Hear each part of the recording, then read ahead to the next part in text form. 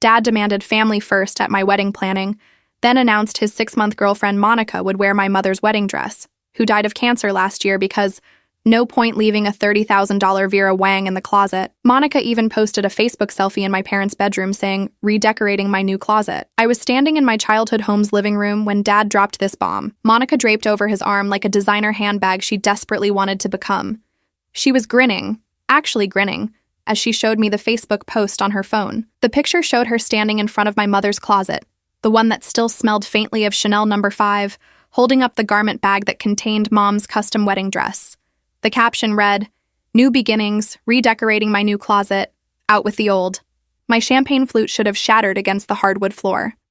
Instead, I set it down carefully on the coffee table, picked up the wedding binder I had brought for our planning session, and handed Monica a sticky note I had prepared. "Here's the contact information for the seamstress who did Mom's alterations. You'll need it. Mom was 5'9". "You're what, 5'4" on a good day?" The smile faltered on her spray-tanned face.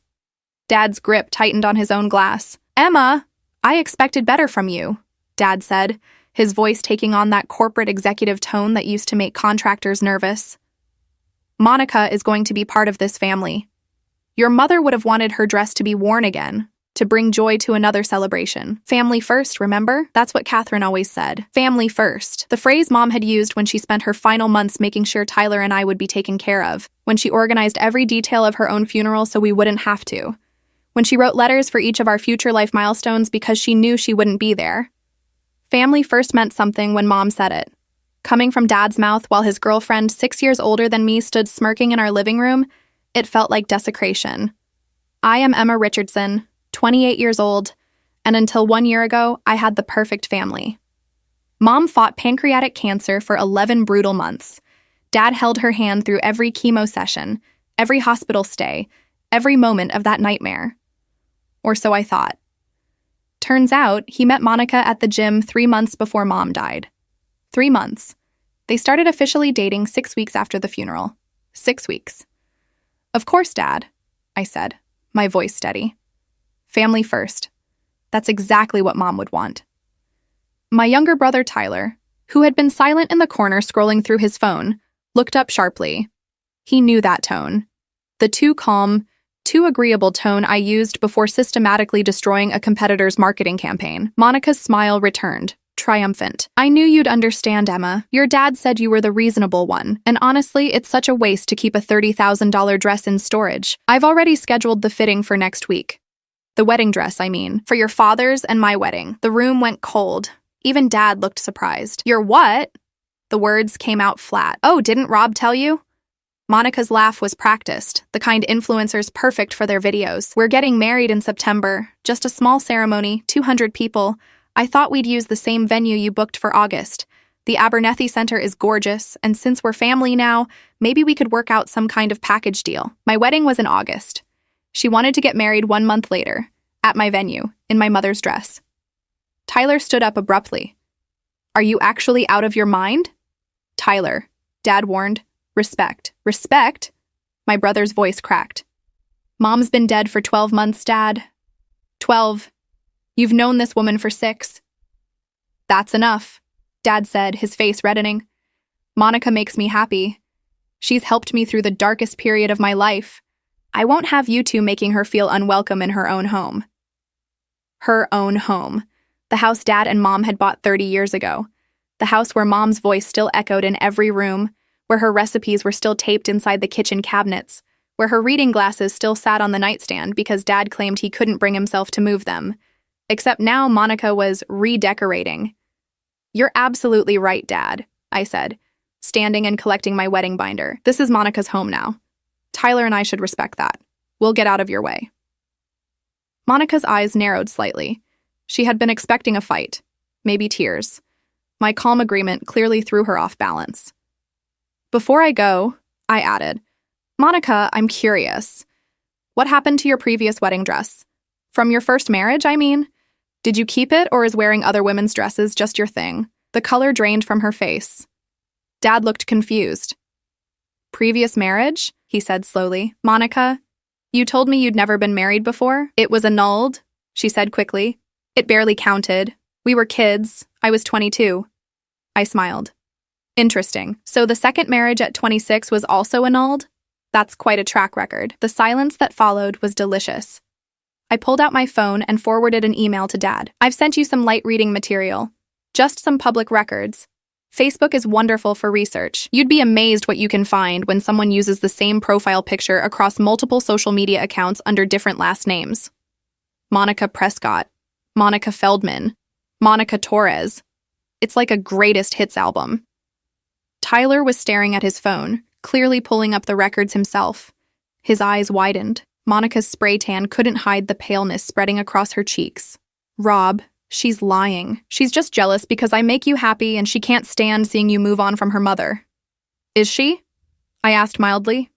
Dad, check your email. I'll wait. Dad pulled out his phone with shaking hands. The silence stretched as he scrolled. His face went from red to white to red again. These records showed 2 previous marriages, he said slowly, and both ended with settlements from the husbands. Large settlements. Those men were abusive, Monica said, her voice rising. I had to protect myself. Is it my fault they felt guilty enough to compensate me for what they put me through? The court documents say otherwise, I continued, my voice still eerily calm. They say something very different about who was manipulative. But don't worry, Dad. I'm sure third time's the charm. Maybe you should ask Monica why she really needs that $30,000 dress. The designer one. The expensive one that can be resold or pawned. The one that comes with a story about a dead woman's blessing. Monica grabbed her purse. I don't have to listen to this. Rob, are you going to let your daughter talk to me like this? Dad was still staring at his phone, scrolling through the documents.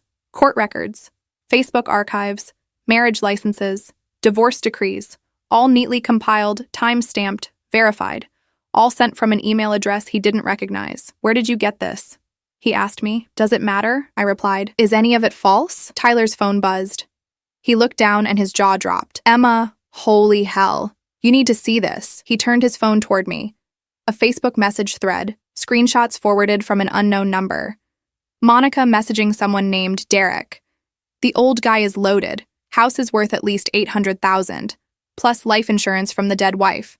I give it 4 months before he proposes. The daughter's a problem, but she's too busy with her own wedding to notice what's happening. Already got access to the master bedroom closet. Going to start selling the dead wife's jewelry next week. He doesn't even know what she had. Dad snatched the phone from Tyler's hand.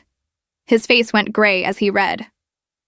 Rob, that's fabricated, Monica said desperately. Someone's trying to frame me. Can't you see? Your daughter is manipulating you because she's angry about the dress. This is fake. All of it, is it? I asked quietly. Because Derek is standing outside right now. He's been very cooperative with my investigator. Apparently $6,000 is exactly enough to buy someone's loyalty when they realize their girlfriend is running a long con on a grieving widower. He brought receipts, Dad. Literally. Photos of Mom's pearl necklace at a pawn shop in Beaverton. The Cartier watch you bought her for your 25th anniversary. Listed on eBay. Should I keep going? Dad's hands were shaking so badly he almost dropped Tyler's phone. Monica made for the door, but Tyler blocked her path. I don't think so. You're not leaving with anything from this house. Get out of my way, you little... Monica! Dad's voice was deadly quiet. Give me your key. Now. Rob, please, just listen. The key.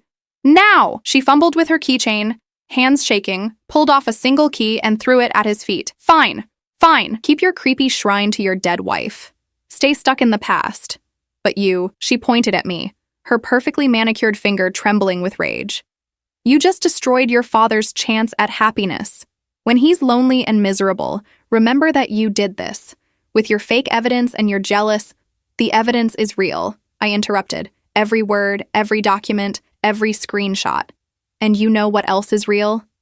The restraining order I filed this morning. You are not to come within 500 feet of this house, my father, my brother, or me. The police have copies. So does your probation officer from the fraud case in California. Her mouth fell open. How did you... find out? Monica, you posted a selfie in my dead mother's closet and announced you were redecorating. You called this your home after dating my father for 6 months. You asked to wear my mother's wedding dress 3 months after worming your way into his life. You really thought I wouldn't look into who you are? Dad was still staring at the phone, reading message after message. You sold Catherine's jewelry. You sold her jewelry. I needed money for rent and my car payment. Monica snapped, abandoning all pretense now. You kept saying you'd help with my expenses, but never actually gave me anything substantial. What was I supposed to do? Get a job, Tyler said flatly. Like normal people. I have a job. Personal training doesn't pay what it used to. And your father promised to take care of me. He said if I made him happy, he'd make sure I was secure. Well, I made him happy. I put up with his crying about his perfect dead wife. I smiled through his depressing stories. I earned that security. Dad stood up slowly. For a moment, I thought he might actually hit her. Instead, he walked to the door, opened it, and stood there silently. Monica grabbed her purse and stalked toward the door, then paused next to me. You think you won something? You're going to regret this. Your father will never forgive you for humiliating him like this, for forcing him to see how pathetic and desperate he's been. You just destroyed your own family. No, I said calmly. I protected it. She left, her heels clicking angrily down the front steps. Through the window, I watched her get into a BMW that she'd claimed was in the shop. Dad watched, too. How long have you known? He asked, his voice hollow. 3 weeks. Since she posted that picture in Mom's closet. I hired an investigator the same day. Why didn't you tell me immediately? Would you have believed me? I asked gently. Dad, you introduced her to us 2 months after Mom died. You were grieving. You needed someone. If I'd told you then that I thought she was using you, you would have thought I was just being cruel. I needed proof. Irrefutable proof. And I needed to make sure she couldn't talk her way out of it. Tyler crossed the room and put his hand on Dad's shoulder. Emma saved you, Dad. Monica was planning to marry you, take everything she could, and leave. Just like she did to those other guys. Emma stopped it. Dad sank onto the couch, his face in his hands. I'm such a fool. Your mother's been gone barely a year, and You were lonely, I said, sitting beside him. You were heartbroken. Monica saw that vulnerability and exploited it. That's not your fault. That's who she is. We sat in silence for a long moment. Then Dad looked up at me with red-rimmed eyes. The dress, he said hoarsely. She never actually wanted to wear it, did she? She was going to sell it. The resale value on a custom Vera Wang is significant, I confirmed. Especially one with a tragic story attached. Some collectors pay premium for items with emotional weight. Dad made a sound that was half laugh, half sob. Your mother's dress. She was going to sell your mother's dress. But she didn't, I pointed out. It's still here. Still safe. And it always will be. Tyler's phone buzzed again. He looked at it and smiled grimly. The police just picked her up. Apparently, there was a warrant out for her arrest in Sacramento. Fraud charges. Someone called in a tip about her location. I didn't say anything. Neither did my investigator, whose number I'd given to the Sacramento PD 3 days ago. Dad looked at me with something between horror and respect. Emma, what have you done? Family first, Dad, I replied, picking up my untouched champagne and finally taking a sip. Just like Mom taught us. But as I watched Dad's face crumble with shame and grief and relief all mixed together, as Tyler started making calls to change the locks, as police sirens echoed faintly in the distance, I realized something. This was just the beginning. Because Monica wasn't the only problem. There was still the matter of what happens when someone tries to erase your mother's memory, take her place, and steal her legacy. And I wasn't nearly finished making sure that never happened again. James arrived 20 minutes later, still in his work clothes from the software firm downtown. One look at my face, and he knew something major had happened. Dad was still on the couch, staring at Mom's wedding portrait above the fireplace. Tyler was on the phone with the locksmith, his voice tight with barely controlled anger. What did I miss? James asked, wrapping an arm around my waist. Monica's gone, I said simply. Arrested. Turns out she's been running this scam on multiple men. Dad's the third one. James's eyes widened. The investigator found something? Everything. I showed him my phone, the compiled evidence that had taken 3 weeks and $5,000 to gather. As he scrolled, his expression shifted from shock to something harder. Emma, this is beyond gold digging. This is organized fraud. She was systematic about it. He zoomed in on one particular screenshot.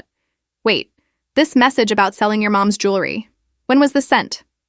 2 weeks ago. Why? Because I saw Monica at Pioneer Place Mall that same day. She was coming out of a pawn shop on 3rd Avenue. I thought it was weird because she told your dad she was shopping for your wedding gift. My blood went cold. What time? Around 2. I remember because I was meeting a client for coffee and he stopped. Emma, what are you thinking? I pulled up my phone and checked the metadata on Mom's pearl necklace listing. Posted at 2:47 p.m. 2 weeks ago. Location tagged, Portland Pioneer Place. She pawned Mom's necklace the same day she told Dad she was buying us a wedding gift. I said slowly, James, what if there's more? What if she's been selling Mom's things for months and we just found the recent stuff? Dad's head snapped up.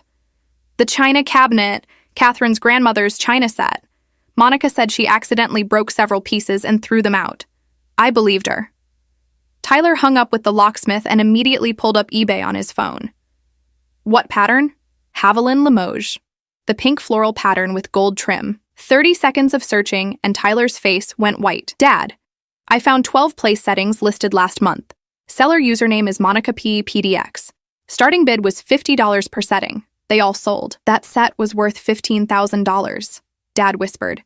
Catherine's grandmother brought it from France in 1952. It was supposed to go to Emma. The room spun slightly. Mom had promised me that china set for my wedding. She'd shown me how to carefully hand wash each piece, told me the story of how her grandmother had wrapped every single plate in her own wedding dress to protect it during the journey from Paris. Mom had already packed it carefully in my storage unit in the basement, labeled with my name, except apparently Monica had found it. Where's the storage unit key? I asked, already knowing the answer. Dad's face crumbled. I gave it to Monica 3 months ago. She said she needed to store some of her winter clothes and the apartment she was leaving didn't have storage space. I told her she could use the empty unit in the basement, number 7. Number 7 wasn't empty. It was mine. My wedding china, Mom's photo albums, the handmade baby quilts Mom had sewn for my future children, the hope chest Mom had filled with linens and family treasures. I was moving before I consciously decided to, heading for the basement stairs. Tyler and James were right behind me. The lock on Unit 7 was broken, hanging uselessly from the hasp. Inside, the space was nearly empty. A few boxes remained, but most were gone. Tyler opened the nearest box. Empty. Just packing peanuts and a note in Monica's handwriting. Sold. $200 lot sale. Vintage linens. Mom's handmade quilts. $200. Emma. James's voice was strained. He was holding a different box. This one still sealed. Mom's handwriting on top. For Emma's wedding day. Do not open until August 2025. The tape was cut. Someone had opened it and resealed it, but they'd used clear tape instead of the brown packing tape Mom always used. Inside, instead of whatever Mom had left for me, there was a single piece of paper with Monica's handwriting. I owe you 1 wedding gift. Consider the dress rental payment. The rage that swept through me was cold and absolute. Monica hadn't just stolen from us. She'd desecrated Mom's final gifts to me. She'd taken the pieces of my mother I had left and sold them like trash. James grabbed my arm.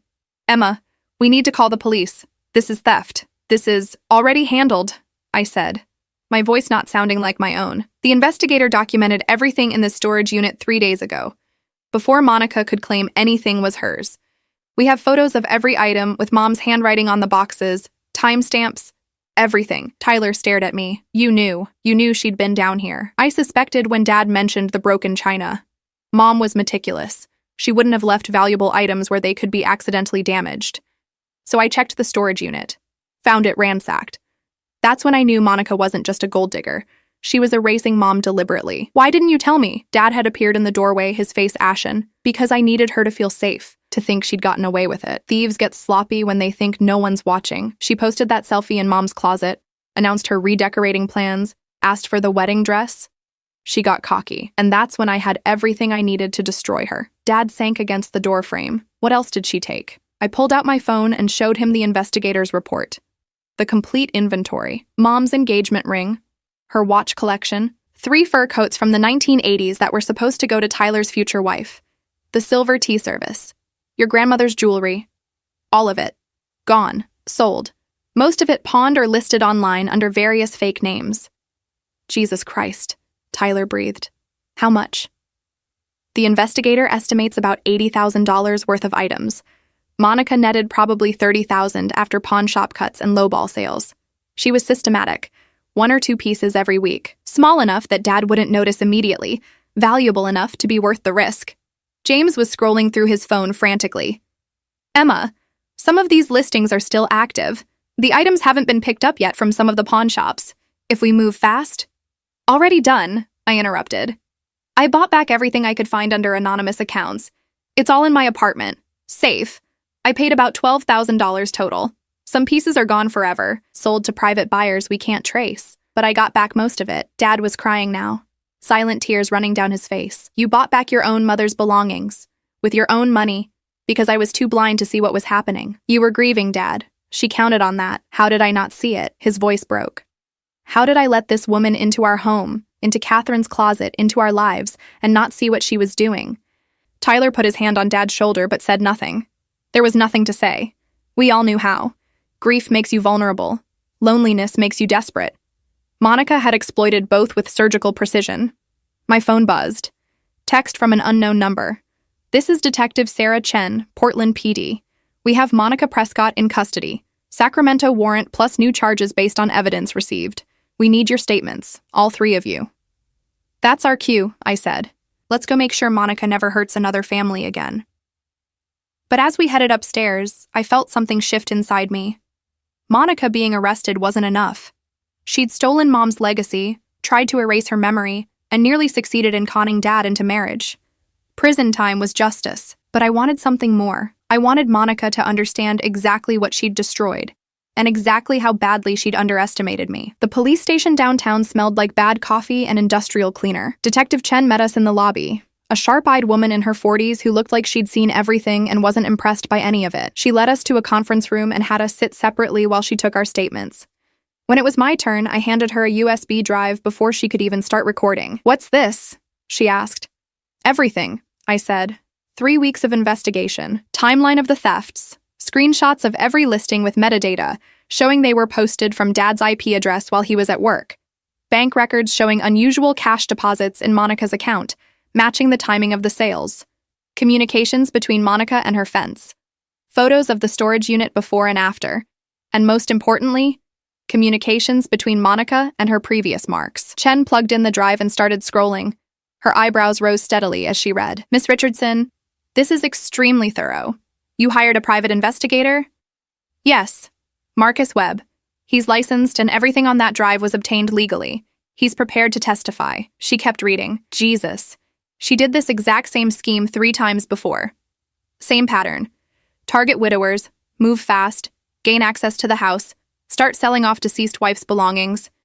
Each time she netted between $30,000 and $60,000 before the men caught on. The previous victims settled quietly, I said. Took payoffs to avoid the embarrassment of admitting they'd been conned. Monica counted on that pattern continuing with my dad. Chen looked up at me. But you weren't planning to settle quietly. No, ma'am. I'm planning to make sure she never does this again. The Sacramento warrant is for fraud and theft. If we add the charges from your father's case, she's looking at significant prison time, especially with the pattern evidence. Chen leaned back in her chair. But I have to ask, you went to considerable expense and effort. You could have just told your father what you suspected and let him kick her out. Why go this far? The question hung in the air. I thought about Mom's quilts being sold for $200, about her grandmother's china scattered to strangers, about the wedding dress Monica had planned to wear and then sell, about the Facebook post showing Monica in Mom's closet like she was erasing her. Because my mother spent 11 months dying, I said quietly. She spent that time preparing for us to live without her. She wrote letters for every major life event she'd miss. She recorded voice memos reading bedtime stories for grandchildren she'd never meet. She handmade gifts and labeled them carefully for future milestones. She did everything she could to still be part of our lives even after she was gone. Chen's expression softened. Monica wasn't just stealing things, I continued. She was stealing my mother's legacy, erasing the parts of Mom that we had left. And she was doing it deliberately, systematically, cruelly. Selling everything for a fraction of its value just to get quick cash. She didn't care about the history or the meaning or the fact that these were my mother's final gifts to us. She saw dollar signs and took them. So this is about more than protecting your father's assets. This is about protecting my mother's memory. And making sure Monica understands that you don't get to erase someone people loved just because they're not here to defend themselves anymore. Chen studied me for a long moment. You're going to make a statement at her arraignment, aren't you? I'm going to do better than that. I'm going to make sure every mark she ever conned knows the full extent of what she's done. I'm going to make sure this story follows her everywhere. I'm going to make sure that when you Google Monica Prescott, the first thing that comes up is exactly who and what she is. That sounds like vengeance. That sounds like justice with a memory. The detective almost smiled. I'll need the investigator's contact information, and we'll need to recover the items you bought back as evidence. Already arranged. Marcus is bringing everything to the evidence room this afternoon. I kept detailed purchase records. Everything traceable. Chen closed her laptop. Miss Richardson, between you and me, I've worked hundreds of these cases. Elder fraud, romance scams, inheritance theft. Most families are too embarrassed or too overwhelmed to fight back properly. They let these predators move on to the next victim. You didn't. My mother raised me to finish what I start, I replied. 2 hours later, we were finally done with statements. James was waiting in the lobby, having been interviewed separately about what he'd witnessed. Tyler emerged from another conference room looking exhausted. Dad came out last, his face drawn. Detective Chen says Monica's arraignment is tomorrow morning, Dad said. She's being held without bail because of the outstanding warrant. Good, Tyler said fiercely. She deserves to rot in that cell. There's something else, Dad continued. Something I didn't tell the police because I wanted to tell you first. He looked at me. Your mother's will. There was a codicil I never told you about. My stomach tightened. What kind of codicil? Catherine knew she was dying. She was terrified about what would happen after, not just to you and Tyler, but to me. Dad's voice shook. She made me promise I'd wait at least 2 years before dating anyone seriously. She said grief makes people vulnerable, and she didn't want me to be taken advantage of. The silence in the lobby was absolute. I broke that promise. Dad whispered. I met Monica 9 months after your mother died. Started dating her seriously at 10 months. I broke my promise to Catherine because I was lonely and Monica was there and she made me feel less empty. Dad, I started. There's more, he interrupted. The codicil stated that if I remarried within 3 years of Catherine's death, certain assets would be placed in trust for you and Tyler. The house, the life insurance money, investment accounts. Catherine was protecting you from exactly what almost happened. Tyler's jaw dropped. Mom knew. She knew some woman might try to con you. She was a nurse for 30 years, Dad said. She'd seen it happen to other families, watched vultures circle dying patients with wealthy spouses. She tried to protect us, and I almost threw away that protection because I couldn't stand being alone in our house for one more night. The weight of Mom's foresight hit me like a physical blow. She'd been dying, and she'd still been thinking 3 steps ahead, planning for threats we hadn't even imagined yet. There's one more thing, Dad said. Catherine left a letter to be opened if I started dating seriously before the 3-year mark. The executor gave it to me this morning after I called him about Monica. I haven't read it yet. I wanted you here when I did. He pulled out an envelope from his jacket. Mom's handwriting across the front. For Rob, to be opened if needed. Dad's hands shook as he opened it. He read silently, tears streaming down his face. Then he handed it to me. The letter was dated 2 weeks before Mom died. My dearest Rob, if you're reading this, it means you've started dating before I wanted you to. I understand. I know how hard loneliness is. I know our house echoes without me in it. I know you wake up reaching for me and find empty space instead. But Rob, please be careful. There are people who see grief as opportunity. People who will tell you what you want to hear because they know you're vulnerable. They'll say they understand your pain. They'll move fast before you have time to think clearly. They'll make you feel guilty for questioning them. If you're reading this, someone probably triggered the protective clauses in my will. That means Emma or Tyler or our attorney saw warning signs. Please listen to them. Please trust them even when you want to trust the person who makes you feel less alone. I don't want you to be alone forever. I want you to find happiness again, but I want it to be real happiness. Not someone taking advantage of your grief to take advantage of our family. Give yourself time, love. Give yourself permission to grieve. Don't let anyone rush you or make you feel like your grief is an inconvenience. Real love is patient. Real love doesn't come with a deadline or a price tag. Emma will watch out for you. She's so much stronger than she knows. She gets that from you. I love you. I will always love you. And I trust you to be smart once the fog of grief clears. Forever yours, Catherine. By the time I finished reading, I was crying too hard to see the words anymore. James wrapped his arms around me while Tyler stood with his hand on Dad's shoulder. All of us caught in the weight of Mom's love, reaching forward from beyond death to protect us one more time. She knew, Dad said hoarsely. She knew exactly what would happen, and she tried to warn me, and I didn't listen. You listened to Emma? Tyler pointed out. Mom said Emma would watch out for you, and she did. Mom's plan worked, Dad. We're okay. But we weren't okay, not yet, because Monica had still stolen from us. She'd still violated Mom's memory. She'd still almost succeeded in erasing everything Mom had built and planned and protected. And standing in that police station lobby, holding Mom's letter, I made a decision. Monica needed to understand what she'd tried to destroy. She needed to face every victim. She needed to lose everything the way she'd made others lose everything. Detective Chen appeared from the hallway. Miss Richardson, there's someone here who wants to meet you. She stepped aside, and an older woman in her 60s came forward. Well-dressed, dignified, but with eyes that had seen too much pain. I'm Margaret Torres, she said. Monica was married to my son. She destroyed him. When I heard she'd been arrested, when I heard your name as the one who caught her, I had to come thank you. Your son, I said carefully. David, he was Monica's second husband. She married him 6 months after his first wife died of a heart attack, took him for $90,000 and left him with nothing but debt and shame. He killed himself 2 years later. The lobby went absolutely silent. She killed my son as surely as if she'd put the gun in his hand herself, Margaret continued, her voice steady despite tears on her cheeks. But I couldn't prove she'd done anything criminal. It looked like he'd just made bad financial decisions during grief. When I saw her arrested, when I read the charges, I realized she'd done to your father exactly what she did to David. But this time someone stopped her. I took Margaret's hands. They were shaking. I'm so sorry for your loss. I'm so sorry we didn't find out about David earlier. You stopped her, Margaret said. You stopped her from doing to another family what she did to mine. That's more than anyone else has done. That's more than I could do. She pulled out a folder from her bag.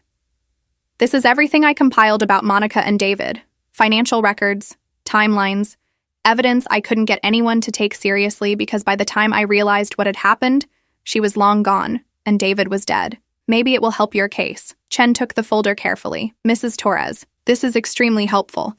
With your permission, we'd like to contact you about testifying. I'll testify, Margaret said firmly. I'll tell them exactly what Monica Prescott is and what she's capable of. I'll make sure she never does this again. After Margaret left, Chen looked at me with something like respect. You just made my case significantly stronger. That's evidence of a pattern going back further than we knew. That's evidence of escalation. That's evidence that Monica's actions have led to real, permanent harm beyond financial theft. How long can you put her away for? Tyler asked.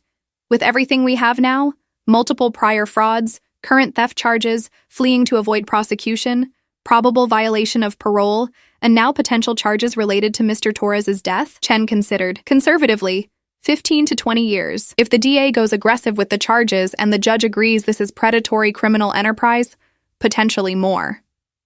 15 to 20 years. Monica would be in her 50s when she got out. Her looks would be gone. Her prime con years would be over. She'd be a middle-aged woman with a criminal record and a Google trail that would follow her forever. But it still didn't feel like enough. Because Mom would still be gone. Her belongings would still be scattered and sold. David Torres would still be dead. All the families Monica had destroyed would still carry those scars. Detective, I said slowly, what if there were more victims? What if we could find all of them and bring them together? Chen's eyes sharpened. What are you thinking? I'm thinking Monica's pattern is specific. She targets widowers with assets, moves fast, gains trust, steals systematically. That pattern didn't start with David Torres. I'm thinking if we go back further, if we look at her previous marriages and relationships, we'll find more. That's a lot of investigation. I've already paid for 3 weeks. What's a few more? I smiled, and it wasn't a kind smile. I want to find every man she's hurt, every family she's destroyed, every victim who was too ashamed to come forward, and I want them all in that courtroom when she's sentenced. James squeezed my hand. Emma, that's going to cost money and time, and Mom left me a trust fund specifically for establishing my future, I finished. There's no better way to establish my future than making sure the woman who tried to destroy my past pays for every single thing she's done. Dad looked at me with something between horror and pride. You're going to hunt down all her victims. No, Dad. We're going to give all her victims a voice, including you, including David Torres, including every person she thought was too weak or too ashamed or too dead to fight back. Chen studied me carefully. This is a level of commitment most victims don't have. Most victims didn't have a mother who taught them to finish what they start, I replied. Monica Prescott thought she could erase my mother's legacy and walk away with cash in her pockets and another rich target in her sights. She thought wrong. My phone buzzed. Text from Marcus Webb, the investigator, found 3 more potential victims, flagging financial patterns in Sacramento, Eugene, and Tacoma. Timelines match Monica's movements. Want me to pursue? I showed the text to Detective Chen. She read it and whistled low. Your investigator is good. He's thorough, I corrected. And yes, Marcus, pursue all 3. I want names, locations, evidence. I want everything. Tyler was staring at me like he'd never seen me before. Emma, you're not just prosecuting her, you're making sure she's destroyed. I'm making sure she faces consequences for every single person she's hurt, I corrected. That's not destruction, that's accountability. But Tyler was right. This had gone beyond stopping Monica from marrying Dad. This had become something bigger. A mission to make sure that when Monica Prescott finally faced a judge, that judge saw not just one wealthy widower who'd been conned, but a trail of destruction spanning years and multiple states. And I was going to make sure Monica stood in that courtroom and looked into the faces of every single person whose life she'd ruined, including mine. The arraignment happened on a gray Tuesday morning that felt appropriate for the occasion. The courtroom was more crowded than usual for a routine hearing. Detective Chen had pulled strings to allow victim witnesses to attend. Margaret Torres sat in the front row, her hands folded tightly in her lap. 2 other older men I didn't recognize sat nearby. Marcus Webb had found them. Monica was let in wearing an orange jumpsuit that clashed with her spray tan. Her hair, usually perfectly styled, hung limp around her face. She'd aged 5 years and 3 days. When she saw the crowded courtroom, confusion flickered across her face, then worry, then rage as she recognized me. The judge was a stern woman in her 60s named Patricia Odom. She reviewed the charges with increasing displeasure as the prosecutor laid out the case. Fraud, grand theft, violation of probation, fleeing to avoid prosecution. The state requests remand without bail, Your Honor, the prosecutor said. Ms. Prescott has demonstrated a pattern of targeting vulnerable individuals, stealing significant assets, and fleeing jurisdiction. She is a flight risk and a danger to the community. Monica's public defender, a tired-looking man who'd clearly drawn the short straw, tried to argue for reasonable bail. Your Honor, my client has ties to the community, and she has ties to 5 communities, the prosecutor interrupted. Portland, Sacramento, Eugene, Tacoma, and San Diego. She's maintained residences under different names in 4 states. She's used at least 6 aliases. She has no permanent address and no legitimate employment history. Judge Odom looked at Monica over her glasses. Ms. Prescott, or whatever your real name is, I'm inclined to agree with the state. However, before I rule, I understand there are victim witnesses present. I'm going to hear from them. The public defender started to object, but Judge Odom waved him off. I'm not making my decision based on their testimony, but I think it's appropriate for the defendant to hear exactly what impact her actions have had. Miss Richardson, you're first. I stood, my hands steady despite my racing heart. I'd prepared for this moment. 3 weeks of evidence gathering, hundreds of hours compiling records, $12,000 recovering Mom's belongings. And now, standing in front of the woman who'd tried to erase my mother's legacy, I felt cold and focused. Your Honor, my name is Emma Richardson. 3 months ago, Monica Prescott began dating my father, Robert Richardson, a widower. My mother, Catherine Richardson, died of pancreatic cancer 1 year ago. Within weeks of entering our lives, Miss Prescott gained access to our family home and systematically stole approximately $80,000 worth of my mother's belongings. I presented a tablet with photos to the bailiff, who carried it to the judge.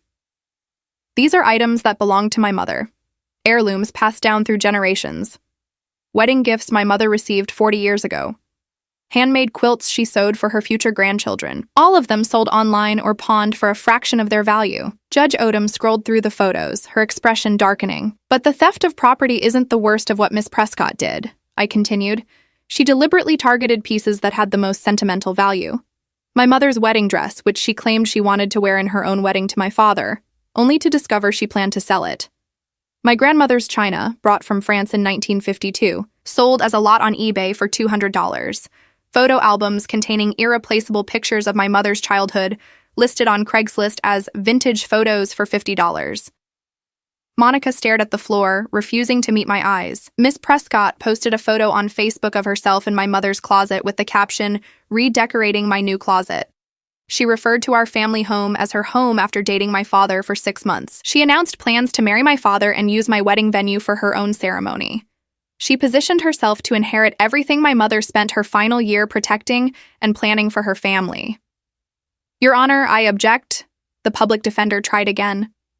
My client hasn't been convicted of anything yet and— Sit down, counselor, Judge Odom said without looking up from the tablet. Miss Richardson, continue. My mother knew she was dying. She spent her final months preparing for our lives without her. She wrote letters for future milestones. She recorded voice memos. She carefully labeled and packed items as gifts for significant life events.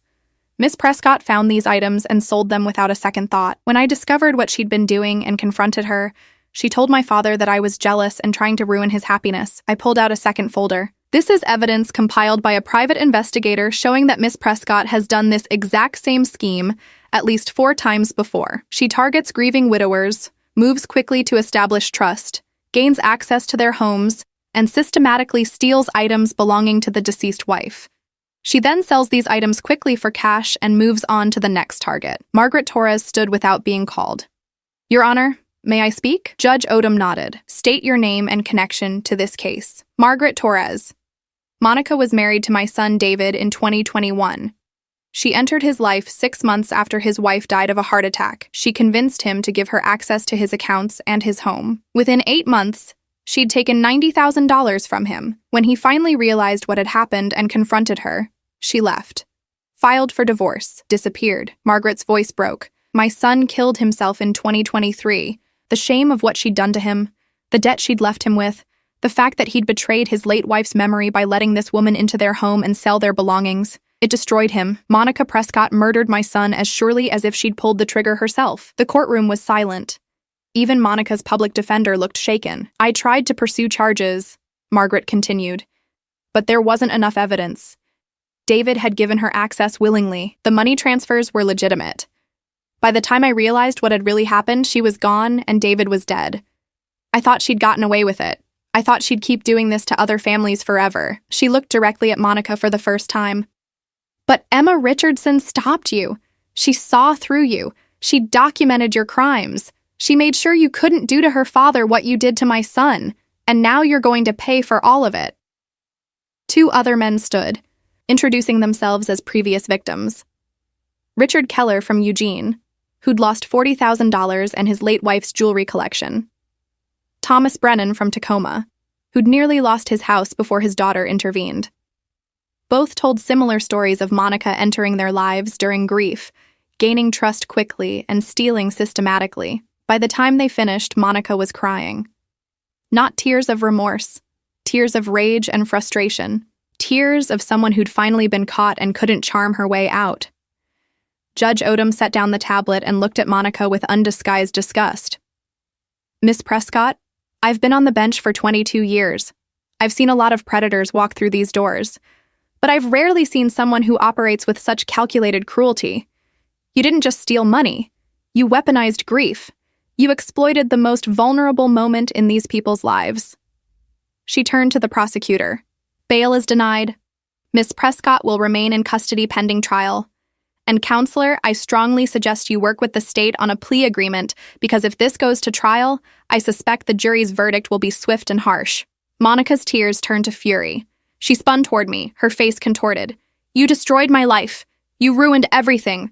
All because you're a bitter, jealous little— Defendant will remain silent, Judge Odom snapped. Bailiff, remove her. As they dragged Monica out, still screaming about how I'd destroyed her future, I felt James's hand squeeze mine. Dad was crying quietly in the row behind me. Tyler looked like he wanted to follow Monica into the hall and finish what the judge had started. Detective Chen approached after the courtroom cleared. That was powerful testimony. All of you. The prosecutor is going to offer a plea deal, but honestly, after that performance, Monica might be too angry to take it. Good, I said. Let her go to trial. Let a jury hear from every victim. Let them see exactly who she is. You understand that means testifying again? Cross-examination? Her defense will try to make you look vindictive. Let them try. I have documentation for every single thing I said in there. I have proof of every theft, every lie, every victim. They can question my motives all they want. The evidence speaks for itself. Marcus Webb appeared from the hallway, laptop bag over his shoulder. Emma, we need to talk. I found 2 more potential victims. One in San Diego, one in San Francisco. The pattern matches perfectly. And there's something else. What? He glanced around the emptying courtroom and lowered his voice. Monica had a partner, someone who helped her identify targets, create fake identities, fence stolen goods. The Sacramento PD has been investigating, but they couldn't nail down who it was. I think I found him. My blood went cold. Show me. We moved to a quiet corner. Marcus pulled up his laptop and showed me surveillance footage from a pawn shop in Sacramento. Monica entering with a box, a man waiting outside. When she came out, she handed him cash. They kissed. His name is Derek Palmer, Marcus said. He's been arrested twice for fraud, once for receiving stolen property. He and Monica have been together on and off for 6 years. I think he's the one who taught her this scheme. I think they've been running it together. James looked at the footage over my shoulder. Wait, go back. Zoom in on the tattoo on his arm. Marcus did. A distinctive Celtic knot pattern. I've seen that tattoo before, James said slowly. At your dad's house. One of the contractors working on the deck addition last year. He said his name was Dan something. The pieces clicked together. Monica met Dad at the gym, but she knew he was a widower before she approached him. She knew he had money. She knew about the house. Derek must have scoped him out first. They've been doing this together, Tyler said, understanding dawning. Finding targets, gathering information, then Monica moves in for the con while Derek helps fence the stolen goods and provides alibis. Detective Chen had been listening. If we can prove they were working together, that elevates this to organized criminal enterprise. That's RICO territory. Federal charges. They'd both be looking at decades, not years. Can you prove it? I asked Marcus. With time and resources, yes. Bank records showing money transfers between them. Communication records. Surveillance footage from multiple cities showing them together before and after each con. It'll take a few weeks, but I can build the case. Do it, I said. I want both of them. I want everyone who had any part in what happened to my family, to David Torres, to all the other victims. I want them all to pay. Dad approached quietly. Emma, this is going to cost a fortune. The investigation, the prosecution, the time. You've already spent so much. Mom's trust fund was meant to establish my future, I replied. Making sure the people who tried to destroy her legacy face full consequences is exactly what she'd want me to do with it. But there was something else, something I hadn't told anyone yet. I'd found Mom's final letter to me, the one that was supposed to be in the box Monica had stolen. Marcus had recovered it from a storage unit Derek was renting, along with dozens of other items stolen from victims over the years. The letter was dated 3 days before Mom died. In it, she'd written about teaching me to be strong, to fight for what mattered, to protect the people I loved. She'd written about how proud she was of my strength and determination.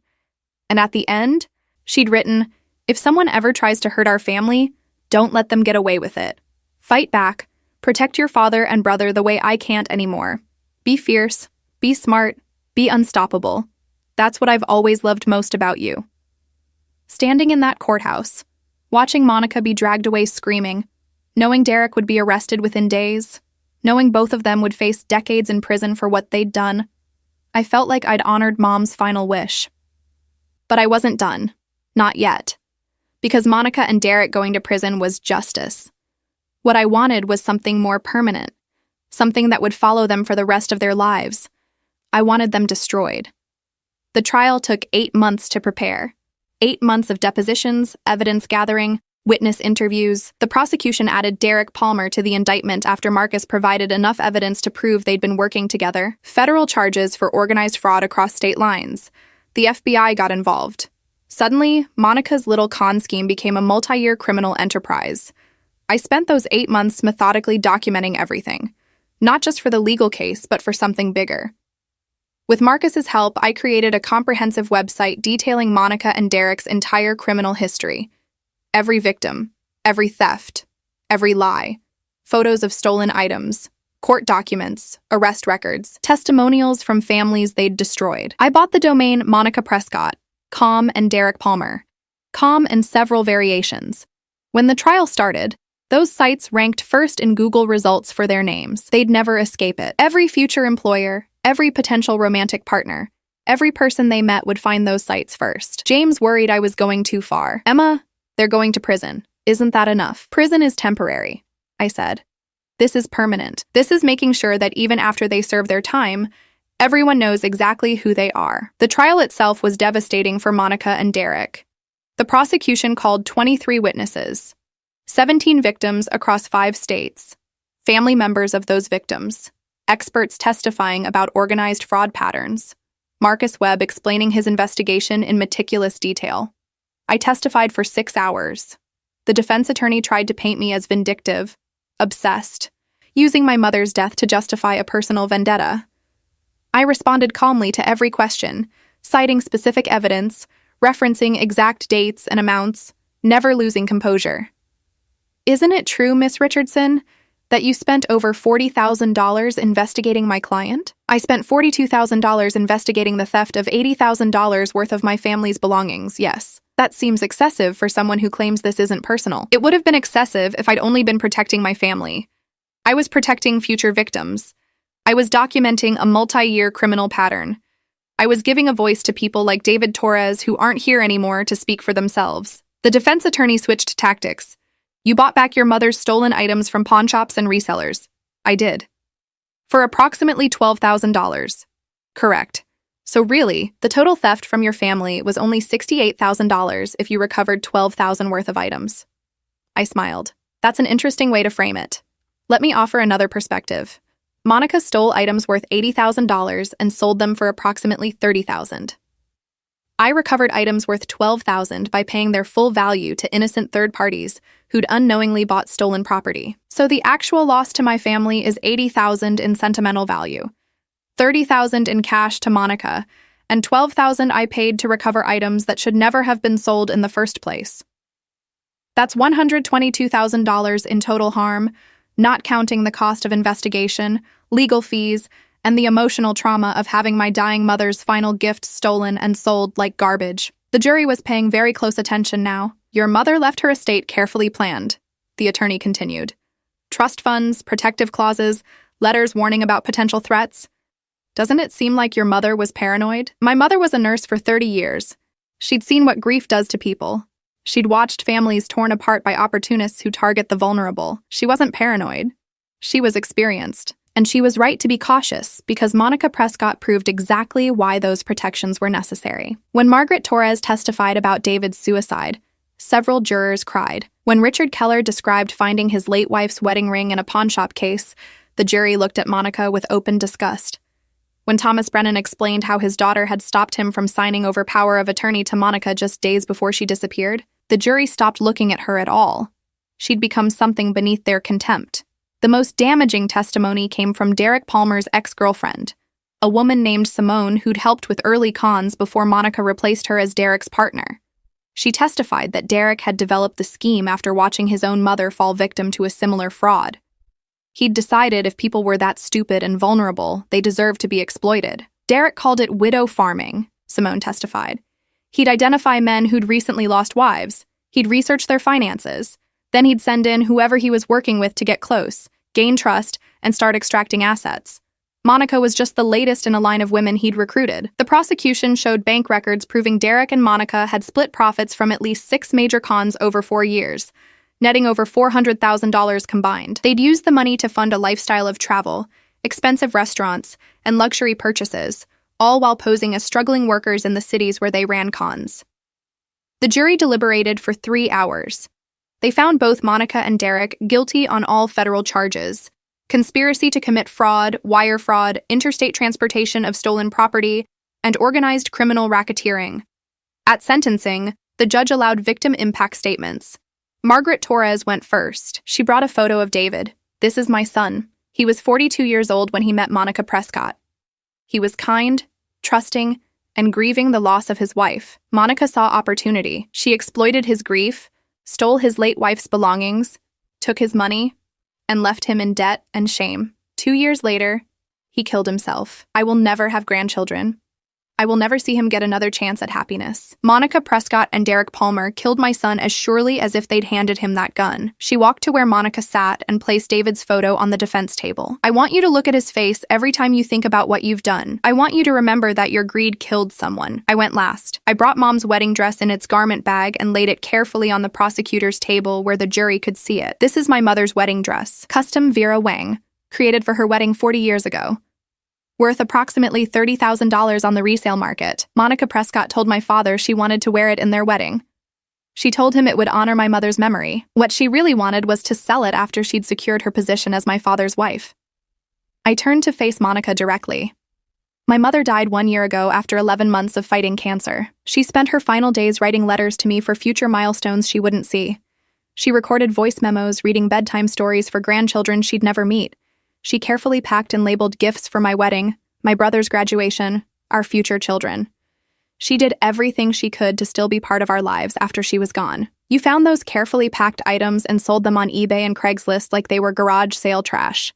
You posted a selfie in my mother's closet announcing you were redecorating. You called her home yours. You tried to erase her from our lives so you could replace her and access my father's money. I picked up Mom's dress. This dress survived. I protected it. I protected my father, I protected my brother, I protected my mother's legacy, but I couldn't protect David Torres. I couldn't protect Richard Keller from losing his wife's jewelry. I couldn't protect Thomas Brennan from nearly losing his house. I couldn't save the dozens of other families you and Derek destroyed before I stopped you. So instead, I'm making sure you never hurt anyone again. This courtroom is full of people whose lives you tried to ruin. We're all here to watch you lose everything, the way you made us lose everything. The difference is, we rebuilt. We survived. We protected each other.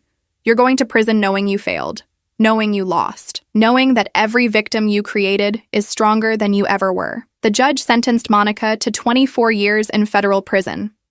Derek got 28 years due to his leadership role. With good behavior, Monica would be released when she was 58. Derek would be 63. Their prime years gone, their futures destroyed. But I wasn't satisfied with just prison time. As they were led away in chains, I pulled out my phone and updated the websites one final time, added the guilty verdicts, the sentences, photos from the courtroom, links to news coverage, everything documented, permanent, searchable. Then I did something that would follow them forever. I'd contacted every news outlet that had covered the case and offered them exclusive interviews. National news, true crime podcasts, documentary filmmakers. I gave interviews for 6 months after the trial, telling Mom's story, explaining how Monica and Derek operated, warning others about the warning signs.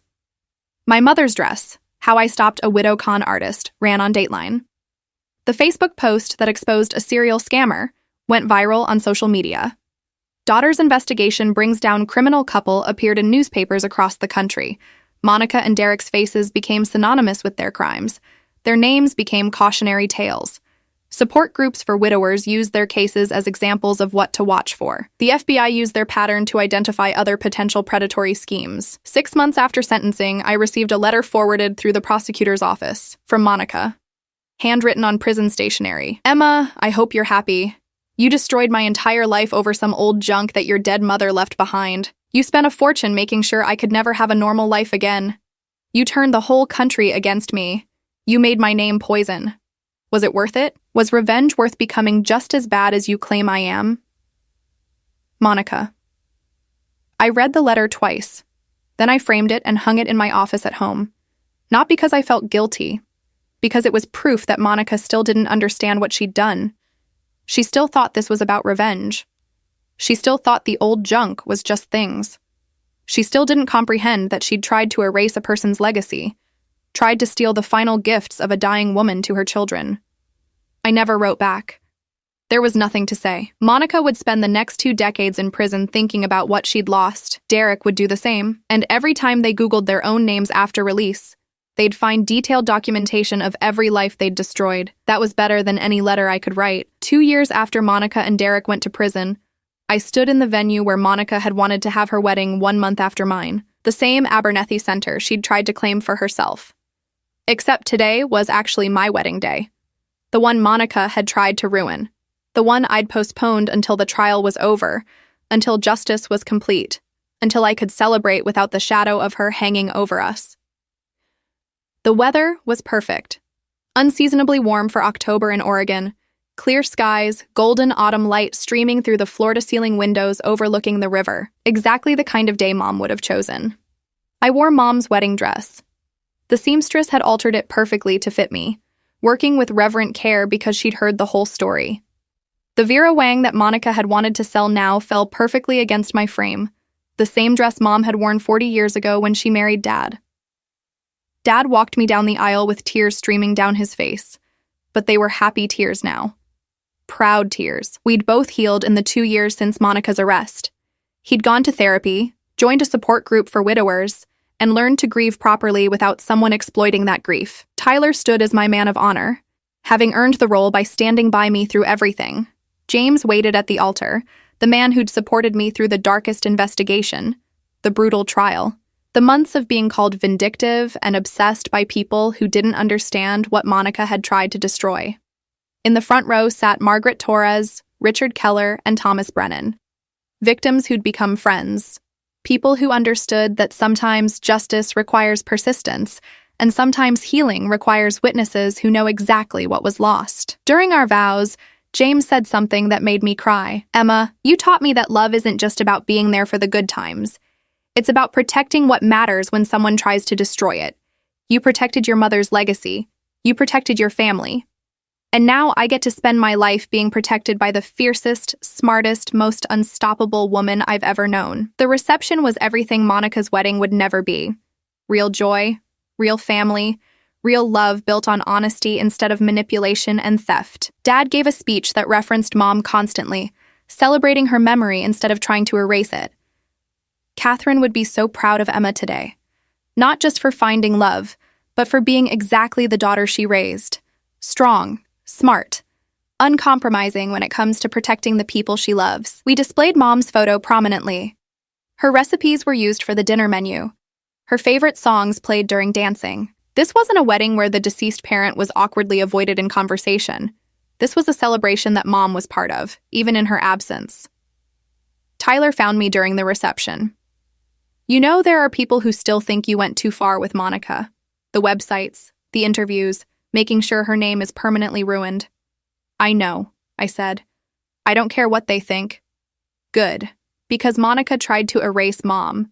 You made sure Mom's story will outlive all of us.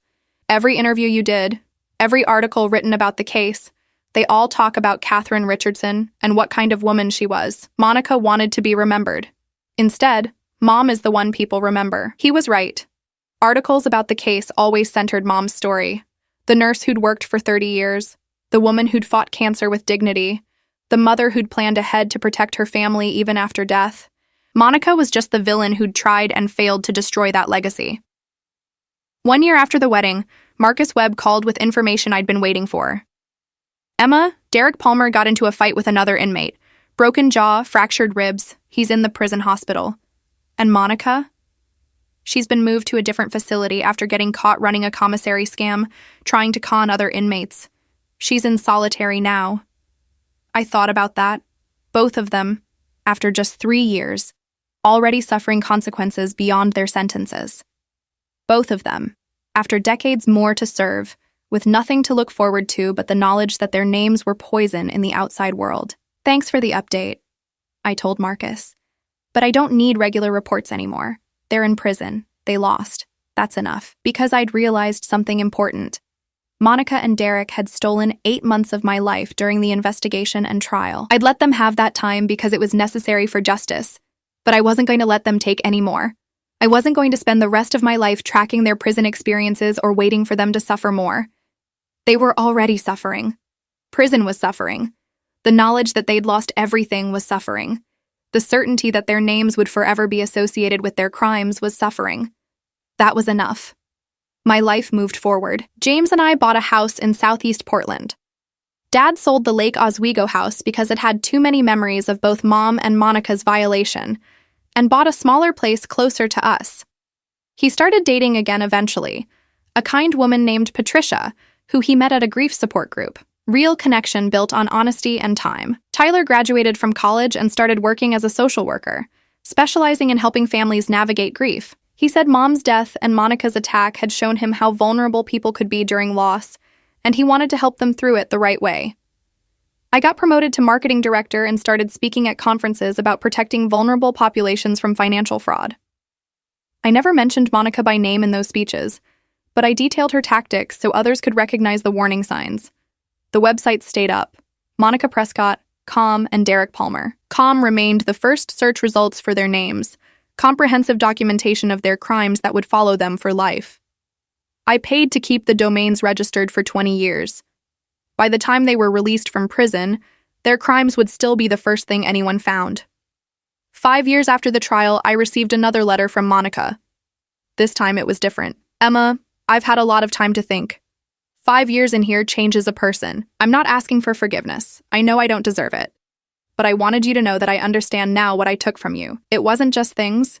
It was your mother's final gifts, her way of still being part of your life. I destroyed that because I saw dollar signs instead of seeing people. I read about your wedding in a magazine someone sent me. You wore your mother's dress. I'm glad I didn't get the chance to sell it. I'm glad you stopped me. This is the only letter I'll send. I won't contact you again, but I wanted you to know that at least one person you stopped understands why you fought so hard. Monica. I read the letter once. Then I filed it away in a folder labeled Case Closed and never looked at it again because Monica's understanding changed nothing. Her regret, real or manufactured, didn't undo the harm. David Torres was still dead. Years of victims' lives were still disrupted. Mom's belongings had still been scattered and sold. Understanding why I fought didn't earn Monica anything. It just proved I'd been right to fight. 3 years ago, I had a daughter. We named her Catherine, after Mom. Dad cried when we told him. On her first birthday, I unpacked the baby quilts Mom had sewn, the ones Monica had tried to sell for $200, the ones I'd recovered through painstaking investigation. I wrapped Catherine in her grandmother's handwork and took photos that I sent to everyone who'd supported us through the trial. Margaret Torres sent back a photo of David holding his daughter when she was born. This could have been David with his grandchild, she wrote, but because of Monica, it never will be. Thank you for making sure she paid for all the futures she destroyed. On Catherine's second birthday, Dad gave her the pearl necklace that Monica had pawned, that I'd bought back, that Mom had worn on her wedding day 40 years ago. She wanted you to have this when you were old enough to appreciate it, Dad said. Catherine would be so happy to see her granddaughter wearing it. My daughter will grow up hearing stories about the grandmother she never met, about the nurse who fought cancer with dignity, about the woman who planned ahead to protect her family, about the mother whose love extended beyond death to guard her children. She'll also grow up knowing what happened when someone tried to erase that legacy. She'll learn that when something matters, you fight for it. That justice sometimes requires persistence and resources and absolute refusal to let predators win. That being called vindictive by people who don't understand is a small price to pay for protecting what you love. Monica Prescott will be released from prison when my daughter Catherine is 18 years old. By then, Monica will be 58, her prime years gone, her name permanently attached to her crimes. She'll walk out of prison to a world where anyone who Googles her name will find comprehensive documentation of every life she tried to ruin. Derek Palmer will be released when my daughter is 22. Same situation, same permanent record, same certainty that they'll never escape what they did. By then, my daughter will be old enough to understand the full story, old enough to see the framed wedding photo of her grandmother Catherine in the Vera Wang dress that Monica tried to sell. Old enough to appreciate the pearl necklace she'll wear to her own high school graduation. Old enough to understand that when someone tries to destroy your family's legacy, you don't forgive and forget. You document, you prosecute, you ensure they face consequences for every single life they damaged. You make sure justice isn't just served, but remembered. And you move forward, building a life so full of love and purpose that the people who tried to harm you become nothing but a cautionary tale you sometimes reference but never dwell on. Monica wanted to erase my mother and take her place. Instead, Mom's memory grows stronger every year while Monica rots in a cell, serving time for crimes the whole country knows about. That's not revenge. That's just making sure the right person's legacy endures. And it's exactly what Mom would have wanted me to do.